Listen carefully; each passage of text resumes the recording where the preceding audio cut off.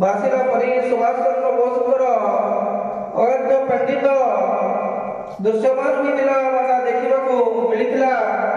से जड़े साहसी विरोधी ताहे जड़े अगाध्य पंडितर अधिकारी थे।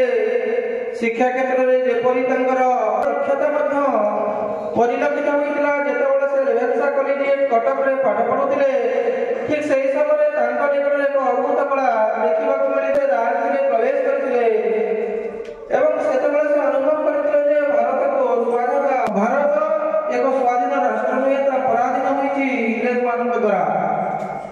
से रेभेन्सा कॉलेज में पाठ पढ़ा समय छात्र छात्र मान एकत्रित कर नेतृत्व थे। जितेबाला तार विचार कराइला से संपूर्ण नीरव रही कौन उत्तर दे नथिले। से सुभाष चंद्र बोस को से कॉलेज को बहिष्कार कर सुभाष चंद्र बोस हारी जाते से कलिकतार क्रिस्ट कॉलेज पाठ पढ़ी स्नातक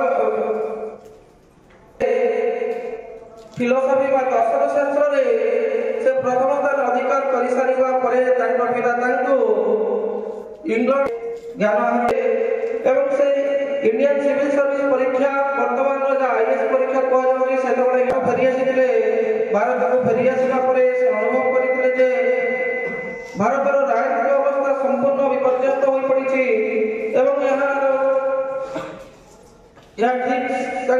अनुभव होला नहीं से कौन करे ना 1951 भारत कि सुभाष बोस अनुभव आम अहिंसा माध्यम केवे भी स्वाधीनता हासिल करिपरिबा नहीं।